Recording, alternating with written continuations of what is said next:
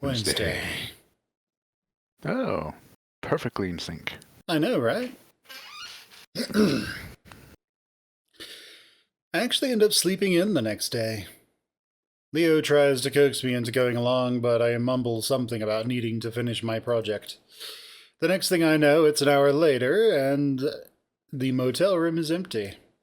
I chastise myself. For getting the late start I'm getting. I chastise myself for the late start I'm getting and roll out of bed, skipping a shower and instead gathering up all of my equipment. I decide to head to the old school, mostly out of convenience. It's less than a mile up Main Street. Wait, Chase is actually being responsible in this one? I know, that's kind of, It's not very Chase-like of him. That's quite unusual for him. A little bit out of character, one might say. Oh, man. Yeah, someone might be very upset and refuse to do this route for that very reason. Probably. Okay. Trying to find the optimal position for this microphone so it doesn't get completely blown out. Alright. I don't want to shit on him too much. Who? I mean, I was just making somebody up. Totally. It's broken down and vandalized to hell, which looks great through the camera.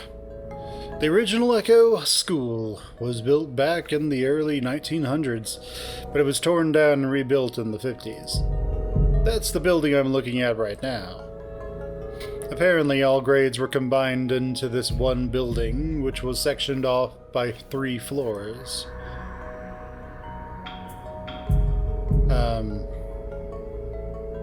But that only looks like 2 floors? Yeah, I was gonna say, that looks like only 2 floors, unless the first floor just doesn't have any windows.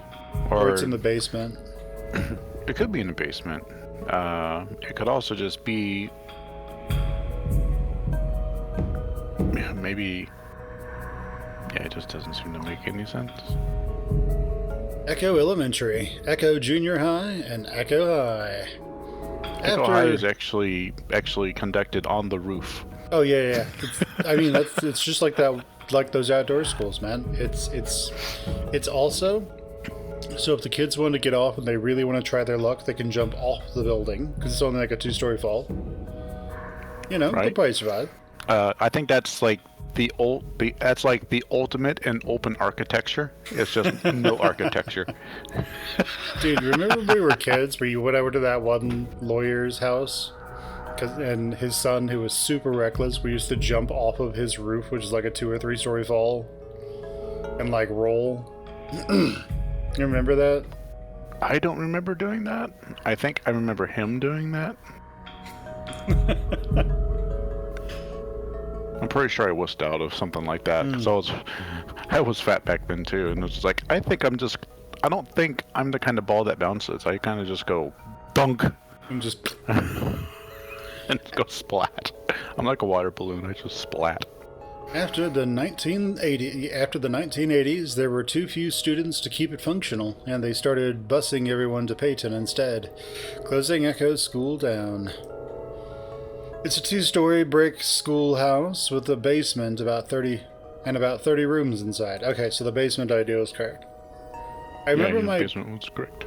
I remember my parents saying that after it closed down, it was a rite of passage to sneak into the school at night and graffiti up the walls. Basically, everyone drew a pentagram. Yeah, it's pretty normal for students, yeah. Yeah, we're all religious. Let's draw pentagrams to piss off our parents. Mm-hmm.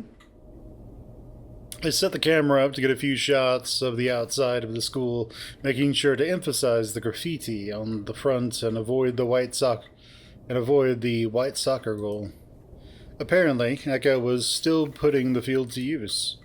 The windows are foggy, and though there are dozens of squares of missing glass, it's pitch black inside. I calculated in my mind how long I'd be speaking over this portion of the footage, realizing that it probably won't be longer than 10 or 15 seconds. I feel a little flare of annoyance at the thought of how much I'm putting into this and how little I'm getting out. I wonder if I wonder if this is really the kind of thing I want to be doing and not for the first time. After about half an hour of trying different angles, I finally straighten up, wiping my forehead. The sun is up to the point of warming the top of my head, and I know that within a half hour it'll be burning up. I start packing up my camera when I feel a different sensation on the top of my head. A slight pressure and a prickle. The feeling that I'm being watched. I look back up at the school building. It's quiet, broken, and stoic, like it's been for the past few decades. Still, my eyes are drawn to the second floor, specifically to the window to the far right. I stare at it, narrowing my eyes. Behind the glass in the dark room, something curves out from the right side of the window. It's a lighter color, and it stands out in stark contrast against the black of the rest of the windows. It could be anything, really, but as I stare, I get the same vibes from it as I do from Carl's horns. I stare at it, waiting to see if it moves, morbidly imagining a face peering around the corner at any moment. Picturing Carl suddenly jumping out to stare at me from the window is kind of funny, but also creepy because I can't imagine what he'd be doing up there. The hairs on the back of my neck stand up, and I look around, kind of hoping that someone might be nearby. It's deserted, of course. My only company being the sun-baked road and dried sagebrush. I turn my attention back to the spot next to the window, half expecting the maybe a horn to be gone. It's still there, though, having not shifted at all from when I first spotted it. I shift the strap of my camera bag onto my shoulder and stand up straight before moving a little closer to the building, next to the doors for a better look. Maybe it's a handle to something. Maybe it's the handle of an old watering can. Maybe for a class project forgotten long ago. Maybe. I shrug off the feeling and turn to leave. I get the feeling that we have to enter the school. I have a feeling it doesn't matter which one we pick. Shall we pick enter, the, or school? To recklessly go where no otter, where every otter has gone before. Let's enter the school. Enter. Something itches in the back of my brain. I look back at the door and can tell right away that there isn't anything holding it shut. At least not on the outside. Maybe I could get a few shots of what's in there. I walk slowly up to the door. A thin piece of plywood. Definitely not what was here originally. A small tin "No trespassing" sign hangs from it, almost completely rusted through. I give the door a tentative push, and it instantly gives way, sliding noisily across the concrete floor. Now, wait a minute. He said a tin? Mm-hmm. Does tin rust, or is that only iron? Does tin element... Tin is an element. No, I don't... Tin's an alloy, right? Oh, is it? I thought it was an element. Is it an element? No, tin does not rust. I don't remember. It does corrode. And we're also seeing it through the eyes. Oh, tin is resistant to corrosion. Does not form rust when exposed. It can develop a layer of tin oxide. Okay, that's probably what he's seeing. He's just mistaking it for rust. So literally tin... It is Chase that we're talking about. I mean, okay, but literally, rust is just iron oxide. So... Yeah, that's all it is. So, like, colloquially, he would be correct in calling it rust. Yeah. Otherwise, they have to say, it's almost completely oxidized through. Yeah. So, you know, like, when you get something that's silver and it gets that, like, dark color on it, that's silver oxide. That's basically silver rust. Mm-hmm. When you see, like, a bronze statue and has green all over it, that's basically bronze rust. Yeah. Just colloquially, that's what they mean. Yeah. But, they're Just just saying oxides. oxides through is a little too high IQ for Yeah, you have to Chase. be like, oh, it oxidized through it. It's like, okay, cool. Chase knows what oxide is. Cool, thanks, doctor. You're telling me a journalist knows what oxide? No, no. Journalists are usually pretty smart, but Yeah, they're pretty smart usually. we're talking about They Chase kind of here. have to because they have to look up all this stuff and then kind of somewhat understand what's going on. Yeah. Okay. Inside, there's a staircase right in front of me. To the left and right, there are wide, darkened hallways. I'm just crossing over the threshold when I realize what I'm doing. Even if I did get some good footage, it would have been from breaking into the place illegally. I'd basically be filming a crime for a school project. The floor creaks above my head, and I realize just how stupid this is. I turn back around, making sure to shut the rickety door behind me fully before I start back towards the road.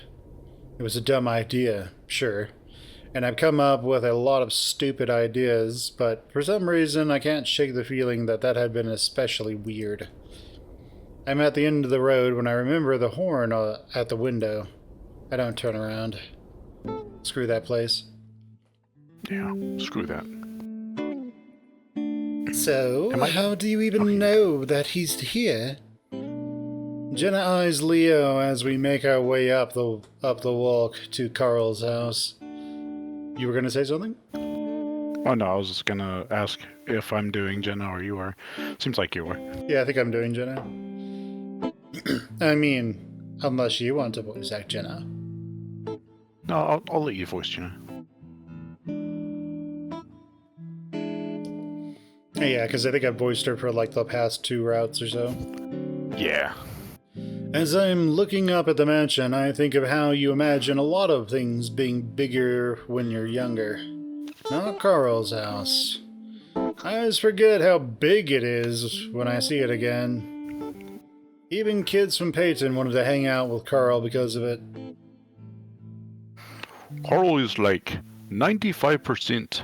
Oh, Carl is here like 95% of the time. Besides, how would he get around without his parents? Jenna doesn't say anything as TJ bounds up to the door and rings the doorbell while balancing a cake against his chest. Go for it. Everything is so old-fashioned here. TJ seems to have cheered up since the incident a few days back. At least that's what he's been putting out so far. TJ's putting out. Oh my goodness.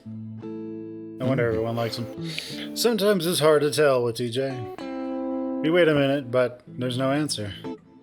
Jenna looks pointedly at Leo, who pointedly ignores her. He's probably asleep. And how do we wake him up? I wanted to ask where Flynn's at, but even mentioning his name around TJ seems risky. Leo's looking up the window to the right of the door, about 10 feet off the ground. You know, if I boost you up, you'll be able to reach... Are you kidding me? I shift the bag of presents I'm holding, glancing down at the red tissue paper on the top. So, what did I get, Carl? What did I get, Carl? Leo doesn't seem to notice me, continuing to frown at Jenna. How else are we gonna wake him up?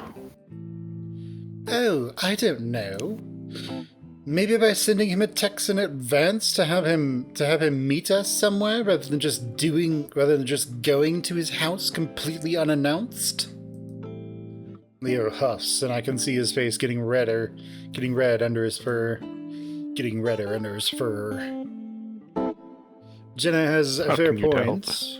Jenna has a fair point, but I still felt bad for the wolf. I mean, he's usually here, isn't he? Guys, let's not fight.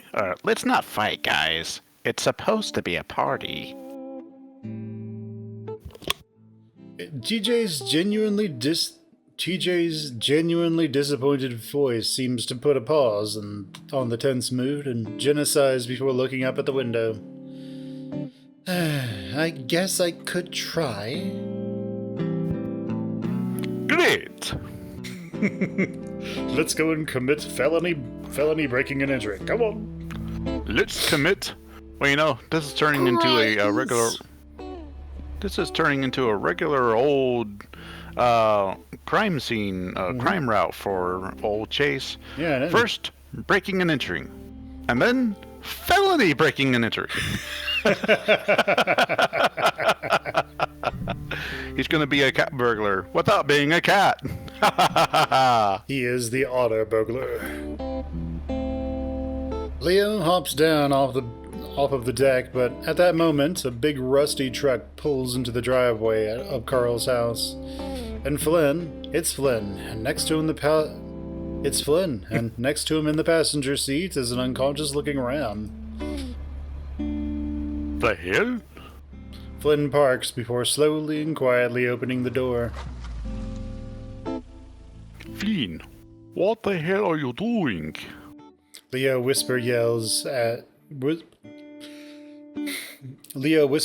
as he walks up to the truck, glancing over at Carl, who's leaned back in the seat with his mouth hanging open.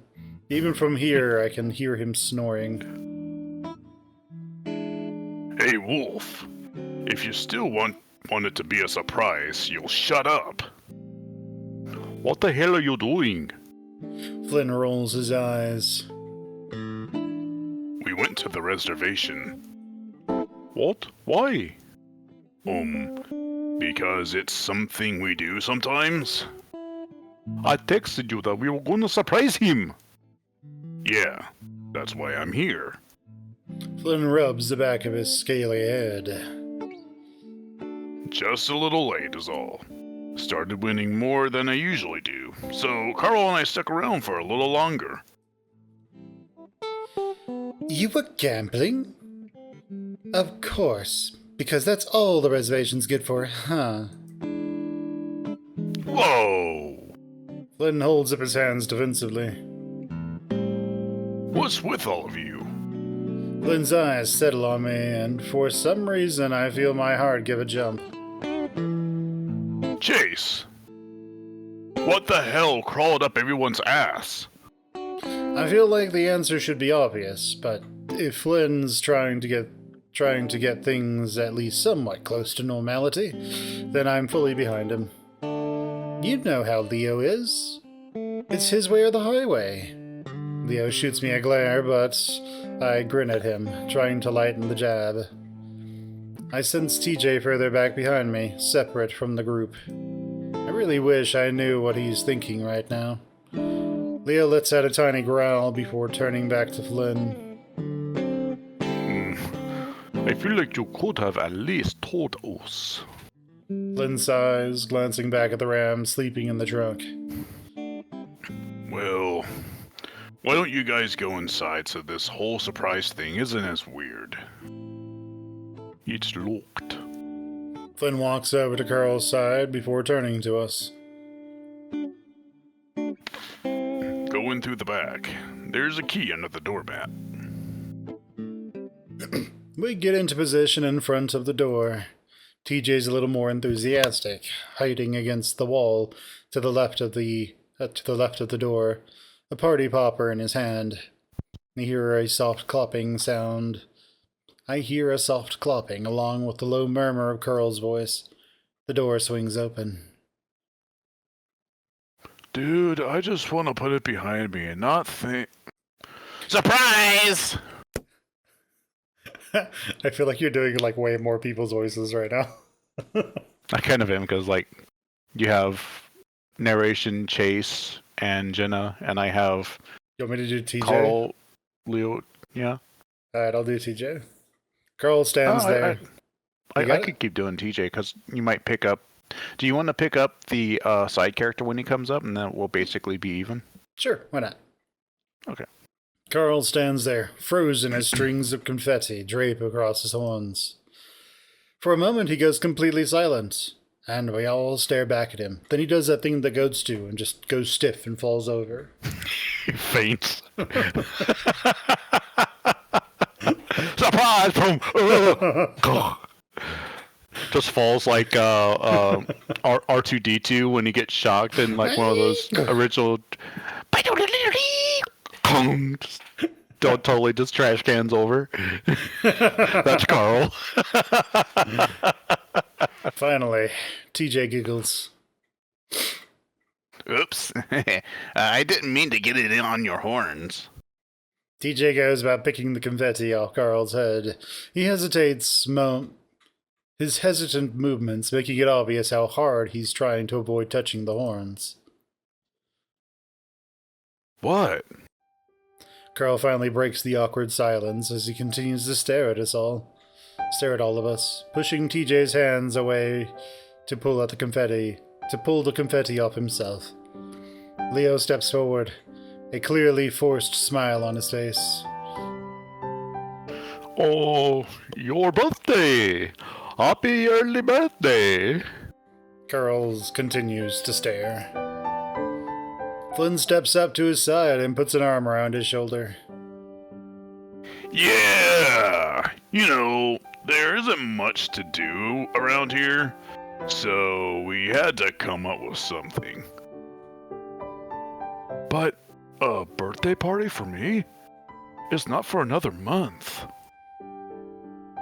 Be happy, Carl. This is probably the last birthday party you'll ever get. Yeah, you're an adult now. We don't really do those. Yeah, we don't do those. We don't even get presents anymore. We just get bills. It's the present from the state. It's the present that just keeps coming and coming and coming and coming and coming. Yeah, every single year. You're a year older, pay this bill. Pay us money. Dude, can you imagine people who have their birthday on like April 14th or something? Oh, man, that's awful. They're just like, fine. I'm a tax baby. You're just like, yeah, I did it. Yay! Oh, wait. I'm sad. Depending on their economic level, though, they're either really happy or they're really sad. They're either getting a lot of money back or they're spending a whole ton of money to keep their stuff. Right? They pay it. Yeah, they go pay their taxes, and it's either the state and government gave me a tax return birthday gift. Yay. Or it's like, they took my money. Now I can't afford presents for myself. Life sucks. Man, I just had to pay 30 grand in taxes. This sucks. The balls that hurt, man. Carl opens his muzzle and snaps it shut, his long ears twitching around. Carl, this is basically just a party. Your birthday is just an excuse to have it. Oh, come on, Gina. We got you gifts and everything. Leo nods at me, and I take that as my cue to lift my bag into the air, grinning sheepishly. I mean, it was Leo's birthday last month. So what? You want to just re-gift everything to him? Flynn gives a hard tug on one of Carl's horns, and he swats at Flynn's hand with more annoyance than I'm used to seeing him have. And cake! TJ raises the cake into the air. Flynn leans against Carl, pointing at it. See? Red velvet! Your favorite! I'm silently thankful that Flynn's trying this hard to not let Carl freak out. I think we're all a little taken back with how much he's resisting. Carl's shoulders do droop a bit at the sight of the cake, though. Where are your plates? Jenna's over at the cupboards, opening a few and looking inside. This kitchen is huge. Second one over. At this point, we've managed to shake off the awkward haze we're in and start moving to the table. So, we got the whole day planned out for you. Yeah? Carl stands at the end of the table, one hand on a chair as he watches all of us. While I knew Carl wouldn't really be into the idea of a party, I didn't think it would be this bad. I wonder if his anxiety has gotten worse since the incident at the university. We're going out to eat later, and then a movie. Thought you might want to see the new Luce Lobo film, you know? Carl's hands go up to pull the beanie tight over his head.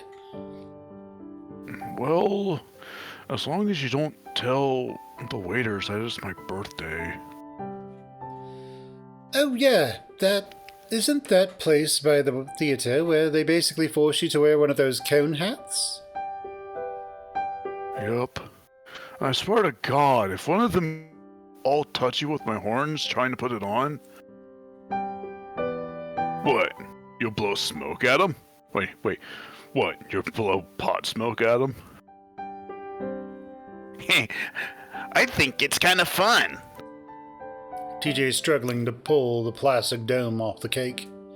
Leo reaches out to help him, but it pops free at that moment and takes a large glob of frosting off the side of the cake.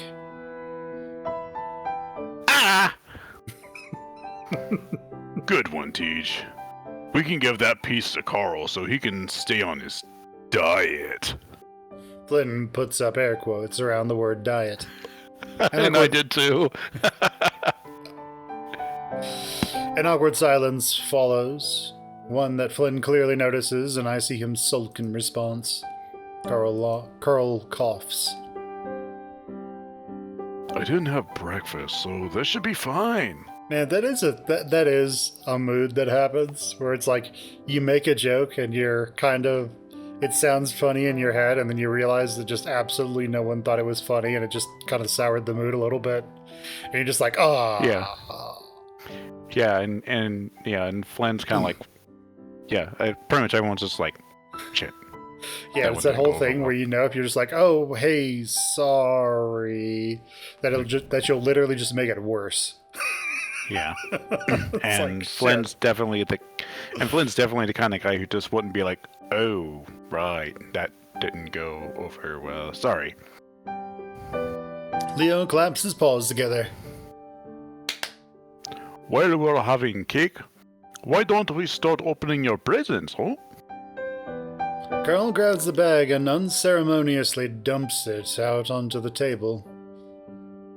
He goes through them, giving an obligatory thanks when he finds out who gave it to him. I see my gift for the first time along with Carl. A horn band, in black and orange. University of Pueblo colors. We used to make fun of the jocks who wore them at Pueblo. Thanks. He looks at me as if trying to figure out if I'm joking or not, and I can only offer a pained smile in response. It's only now that I'm feeling guilty for not getting him the present myself. I'll get him another on his real birthday. Flynn steps forward at that point. Here's mine. Something I got from the reservation. Flynn reaches into his pocket and pulls out something small and hidden in his hand. When Carl sees it, his eyes widen. Oh, wow! It looks like a rectangular piece of metal with 2 points sticking out of the top. It's not until Carl pushes a thumb against one of the horns and pops it open that I realize it's a lighter. Now you won't look like a total loser when you get blazed. Carl gives Flynn a small smile before flicking the lighter on before snapping it shut. Thanks, man. Don't worry about it. Store owner actually gave me a discount. They still remembered me from all the smokes I used to buy there. You went all the way to the reservation for that?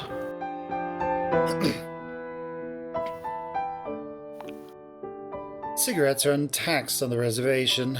Another thing it's useful for, huh, Flynn? A chill descends over the room again, after it had just warmed up. I went there for the casino. The cigarettes were just Mm-hmm. Flynn stops and frowns, looking confused and hurt. At this point, I start to feel myself wanting to stick out for him. The rest of the party is stiff and uncomfortable as Flynn stews in the corner. Finally, Leo stands up and tells us to get out to the car. Leo gives Flynn a look, and I can tell he's going to confront him on something. Quietly, I linger towards the door and listen as the rest of them head out. Oh, so now I just can't say anything to him, huh? Flynn. The look on Leo's face is deadly. His eyes are narrowed, his ears flat against his head, teeth bared. Flynn's initial indignation cools and he backs up. You promised me that you wouldn't fuck this up. You said you wouldn't cause any problems. I was fucking trying to make things better. Can you read a fucking room? No one wanted you to say anything to him. What? So I'm just gonna let things stay like this for the whole week? Well, that's kind of your fault, isn't it? I'm trying to be nice to him. And did you see Jenna? She's not fucking helping. You know how TJ is. Just leave him alone. He's a fucking adult. He's not some little kid you have to protect. That's why it's been years and the little shit hasn't manned up enough to say what actually happened. Leo's hackles flare. See? Oh, go ahead. Oh yeah, go ahead. Did it cut out for you? Yeah. Leo's hackles flare. See? That's what this is about. You only want another chance at him. Leo's looking at Flynn with pure disgust on his face. Sounds like you just wanna fuck him. I wouldn't put it past you, slut. Flynn leans back with a smirk. Then I'm not the only one with ulterior... Then I'm not the only one with ulterior motives, huh? Flynn's eyes flick to me. Leo doesn't even say anything in response, instead just letting out a rough snarl. Flynn only flinches a little, but doesn't move, just folding his arms, staring hard at the wolf. I don't want to see you talking to him again this week. If you do, I'll shove your fat tail so far up your ass. Buy me a drink first. Just get out of the car! I jump as Leo snaps his head in my direction. I'm torn about this. I don't feel like Flynn did anything wrong in trying to talk to TJ. But if what Leo suspects is true, I think I need to. Alright, cool. Hello, Dozeless. Leo punches the door frame on his way out, swinging the door shut with a smash. Flynn retains his position against the back of the couch, his arms folded, coolly chewing on his toothpick. We both listen to the sound of Leo's truck starting up before it fades away as they pull out. I look over at the leftover cake on the table, wondering if I should clean up or just to give myself something to do. The glob of cream stuck to the side of the plastic dome gives me a jolt of genuine sadness at the mess this whole get-together has turned into. Meanwhile, Flynn retains his slouched sulking. Finally, the pressure's too much, and I feel I need to say something. So... As if that's his cue, Flynn turns on his heel and stalks out the door. Hey! I scramble to follow him out the door, feeling more annoyed than sorry for him at this point. Where are you going? Flynn doesn't say anything as he walks up to the truck and yanks open the driver's side door. He slams it shut just as I walk to the door. What the fuck? He finally does turn to me, then shifting the toothpick around his mouth before he speaks. What? What do you mean, what? You can't just take off. Why not? Flynn arches his prominent brow at me, and I struggle to think of what to say. It's not like he owed me anything. I didn't stick up for him at all back there. Was he expecting me to? As far as I knew, I just needed to get my project done. I thought you could give me a ride. Flynn smirks at me. Where? The mine. You serious? I mean, it's a few miles away. You know it's sealed up and everything, right? Well, yeah, but it doesn't mean I couldn't get a few shots from the outside. Flynn sighs heavily, and that annoys me more than anything else. Whatever, man. I turn around and start heading up the road, not even sure if it's the fastest way to the mine. For the next 10 seconds, I walk briskly up the road, but Flynn's car doesn't start up. I already know that he's going to relent before he says it. Fucking hell. Hey! I turn around, trying not to smile. What? You know what? Get in. I try not to look too eager as I make my way over to the passenger side and hop in. Think you're smart, don't you? I roll my eyes. I don't think anything. I'm Chase. I don't even make my own decisions. There's like some weird gods on the other side of a computer screen that are making decisions for me. I'm just Chase Hunter.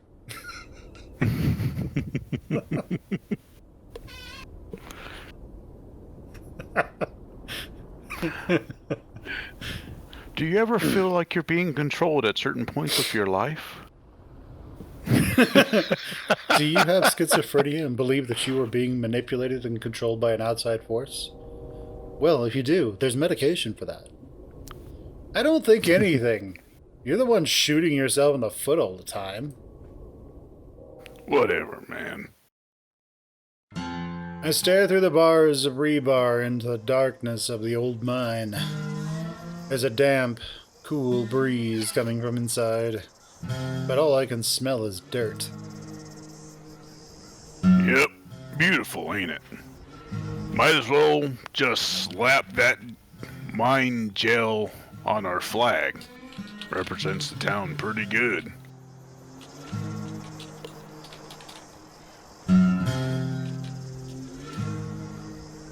Yep, beautiful, ain't it? Flynn leans against the truck, chewing another one of his toothpicks. There's an unsettling feeling about the whole place, and I'm kind of glad Flynn is with me because of it. Yeah, I'm doing alright, Dozless. It's a good 3 miles from the town center, and the gravel road is deserted. Only our only company is a few crumbled ruins and foundations scattered every 20 feet or so. The only sign of modernity is an oddly placed long patch of asphalt with 2 tall lampposts at the end of it. The town had tried to turn the area into a tourist destination a decade ago, but the recession put a hard stop to that. That seems to be a running theme in the town's history. Progress halted by outside forces. Don't you have anything to say in that? Don't you have any say in that? I mumble absent-mindedly, messing with the settings of the camera. Huh? No. No. I'm the clerk. I just mess with records and shit. It's still hard for me to imagine Flynn working in that position. Shouldn't you be there now? It's still before 5. Maybe. But why bother? What? He looks up at me, toothpick bobbing around in his mouth, eyes wide as he shrugs. What? You think anyone's gonna notice? I get paid to do nothing. But won't you get fired? It's an elected position. Unelected, then? It goes unchallenged every year, Chase. I frown. Doesn't Flynn have any sense of duty? Flynn takes a toothpick out of his mouth and stabs it in my direction. Hey, I didn't bring you here to get lectured about how to do my job. I've been doing it for the past 3 years. Flynn shoves his toothpick back in his mouth. Anyway, I was kidding. I'm part-time. I get my shit done, then I leave. I set the camera on the tripod and look through the lens. Don't me. It's kind of like he does that. It's kind of funny. Chase does that to Flynn in Route 65 on Flynn's route. Kind of the same thing, because Flynn tells him to delete some stuff off his phone, and Chase just gives him like the 3 dots, and Flynn's like, "Don't 3 dots me, damn it!" Dude, that's like working at the hospital. Like, people, like, some of our patients will be saying stuff, we're just like, That's so interesting. I just didn't really pay attention. Yeah. That's so fascinating. I didn't pay attention. Or it's like Family Guy.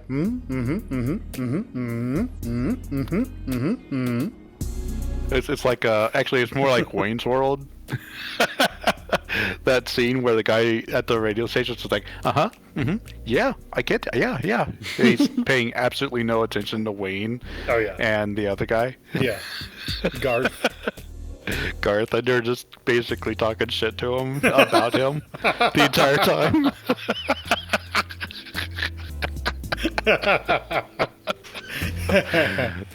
They just make him look like a complete idiot, and he's just like, yep, that's right.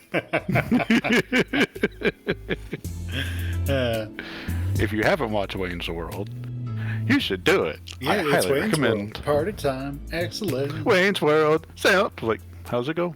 I don't remember. Wayne's World. Wayne's World. Wayne's World. Something party time. Something like that. As you can tell, we're old. There's a good amount of We're a little old. There's a good amount of satisfaction I get out of teasing Flynn. I mean, your cousin, or whatever, is the mayor, right? My aunt is, and so what? Isn't that nepotism or something? Flynn sighs heavily behind me. Elected. Alright, just seems kinda, I don't know, like not a good thing. As I film, I can hear him readily starting to grumble behind me, so I try to change the subject. Well, it's good that you're still not smoking anymore. The toothpick's helping? Not right now, they're not.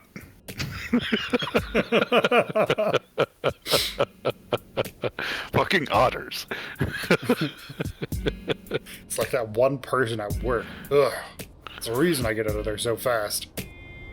Flynn had smoked since he was a freshman in high school.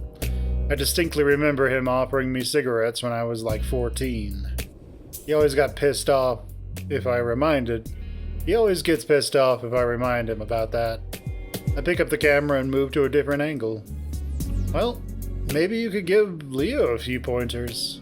He doesn't say anything to that, and I close my eyes and remember what just happened with the wolf. I film for another minute, then turn around to face him. I'm sorry about what happened. Flynn doesn't look at me, instead choosing to stare at the desert. Why? You didn't do anything. But I could have. And this project is why we're here in the first place, isn't it? Flynn sighs and finally looks up at me.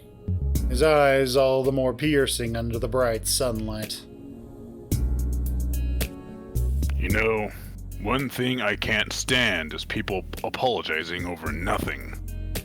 I frown. But Flynn, I'm apologizing for my own inaction. That could have helped you.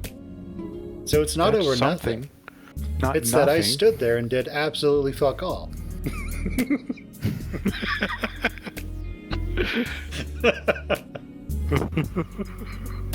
Well, when you put it like that. Well, Come here, you little shit. yeah. I guess so. You worthless damn otter. There's one way you can repay me, though, and there's no one here. What does that mean? Yeah, you can apologize, but in the end, all it's doing is making you feel better while fixing nothing. I glare at him, feeling my face get hot even more than it is in the hot desert. He shrugs and leans against the car, head tilted back and eyes shut against the sun. I stalk over to stand in front of him, and I can see a smile playing at the edges of his muzzle. Man!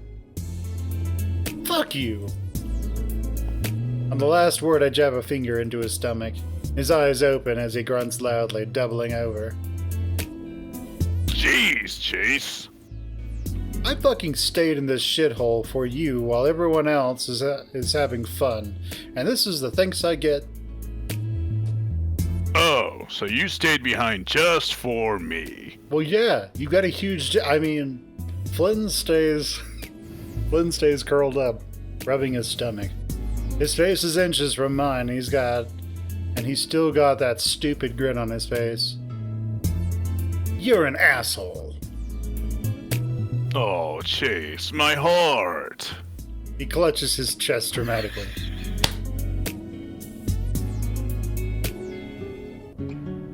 More like your stomach.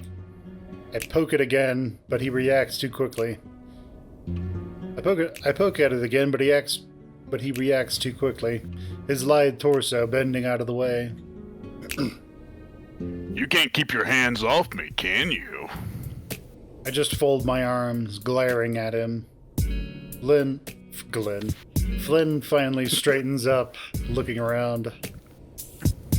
Glenn, is this The Walking Dead? Yeah, this is The Walking Dead. Oh, damn, they're coming out of the mines. Well, I'm not gonna do a repeat of yesterday. I've got a house, you know. He's talking about how we fooled around yesterday. Is he talking about how we fooled around yesterday? And that he's inviting me back to his house? Or more specifically, his bedroom? I swallow. I don't want to look too eager, like that's the only reason I've stayed behind. You know, I'm a little hungry. You want to go out and get something first? Flynn snorts as he gazes down at me. What, from the diner? You know how that fucks me up. I think. You said you'd cook for me a few days back. Flynn sighs, rubbing a hand behind his head. What is this, some kind of date? Well, you said you preferred dinner first before. I trail off as Flynn raises a brow at me. I said a drink. We can have that, too. As long as it's not warm. I'm not that thirsty, Flynn. I don't like it that much. Hot, thick milk. I was going for something else. I was making a reference to Mr. Furry. So there was this meme going around a while back. that went. One guy's like, "Man, I really need to pee," and someone else is like, "Man, I'm really thirsty." And then the first guy turns to him and is like, "We have a shared interest." It's like, no, we don't. It's like, ew. No. I don't like Mantang. This isn't Dennis the Menace. Oh, yeah, I remember that. But Flynn does have a point. So, Flynn does have a point, though. So, whenever people do... So there's this thing that that shows up. So, whenever people do things that are beneficial to someone else, like unilaterally beneficial to them, but not mutually, this tends to, like some people don't understand that they are actually getting something out of it. So when you do something that is unilaterally beneficial for someone else, you're getting a good feeling out of it. Like you're getting dopamine, basically, out of it. You know, just you're getting dopamine out of it. So you're getting a kickback. So the thing that gets kind of sneaky about that, or the thing that can be controversial about, say, volunteerism or donating or helping people that you have no reason to help, is that people tend to do that and then look at themselves as though they are these wonderful, fantastic people. And who knows? They could be. But the other thing is, you have to look at it from the angle of, are they doing that just to make themselves feel better? So the context here was Chase apologizing for his inaction, and then Flynn pointing out that he hates people who apologize for nothing because it just makes them feel better while not actually solving anything. So, yeah, I can see where Flynn is coming from. Yeah. And how ultimately apologizing for nothing or doing volunteerism, we look at it as altruistic. We tend to look at it like it's altruistic, but you can also look at it from the angle of it being completely selfish. Because the reason they're doing it is for that kickback of dopamine and feel-good chemicals. Yeah, and it's completely shallow. It's like the shallowest way of, like, taking any kind of responsibility or I don't know, trying to right some sort of wrong, where in this case it's like Chase could totally call or text Leo and be like, hey, it's fucked up that you and Jenna just mutually shit on Flynn and teamed up on him when he made a very not aggressive comment towards TJ. And maybe he has a point.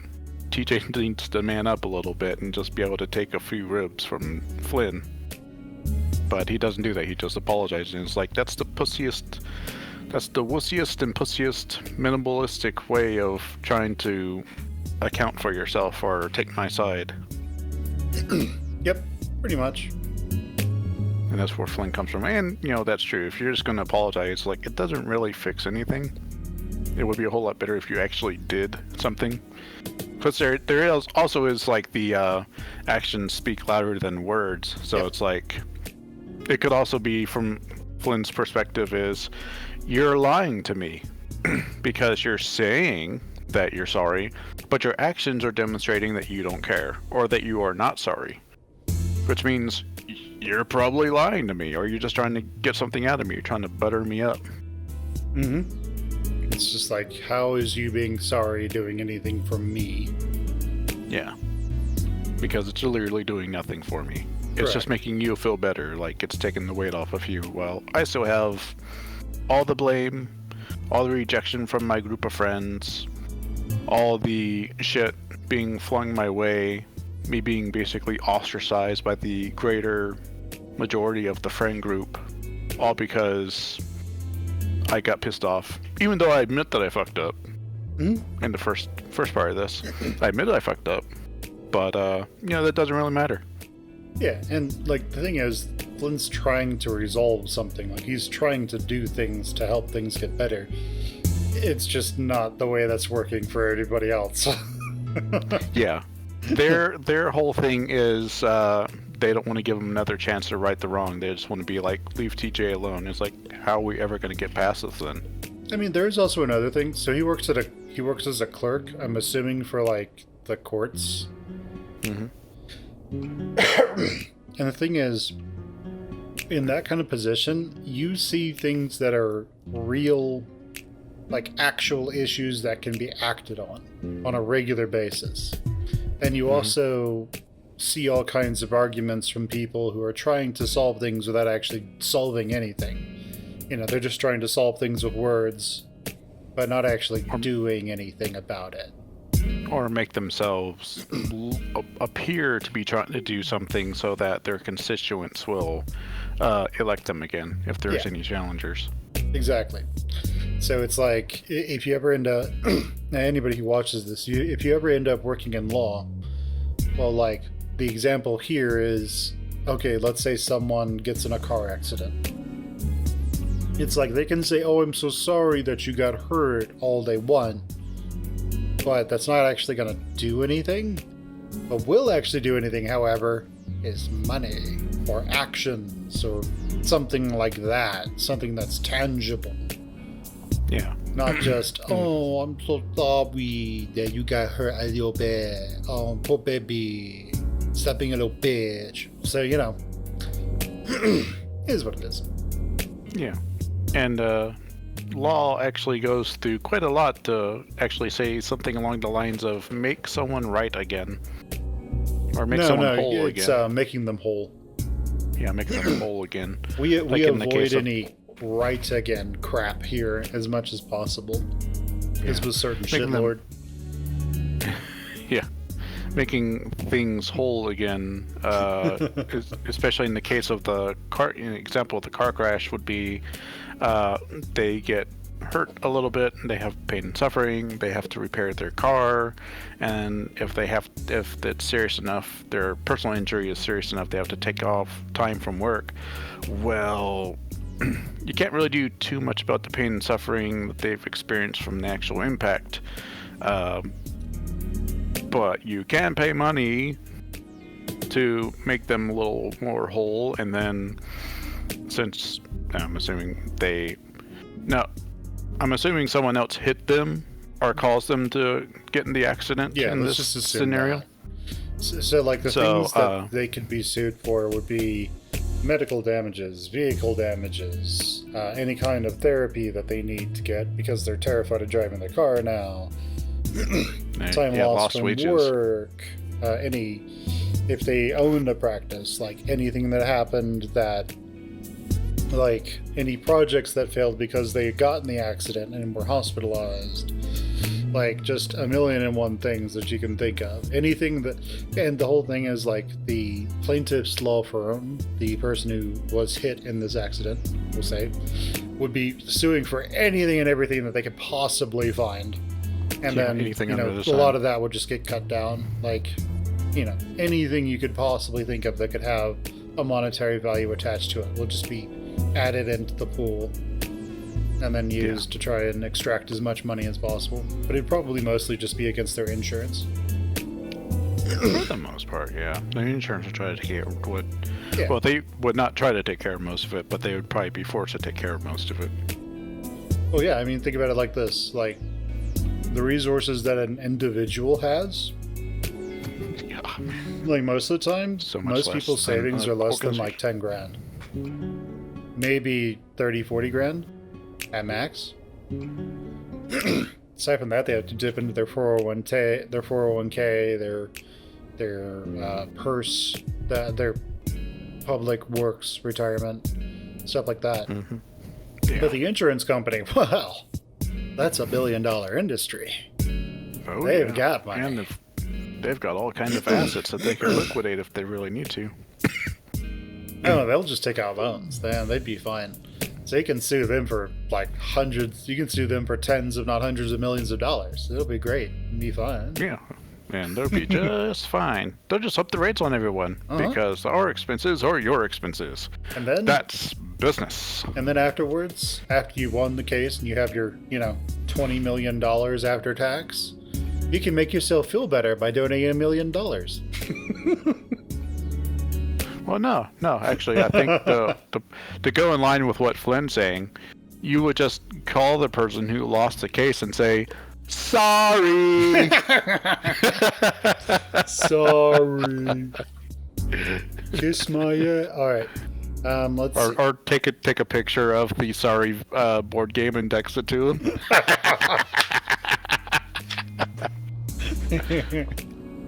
All right. Flynn looks off into the desert again.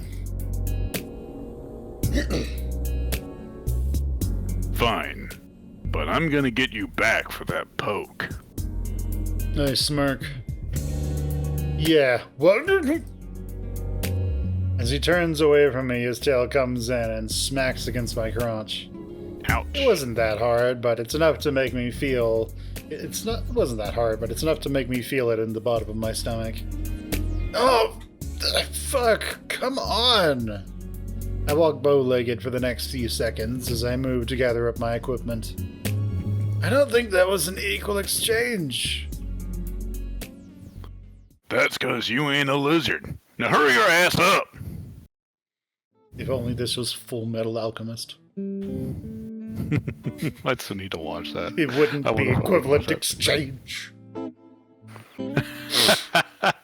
This isn't chemistry or alchemy.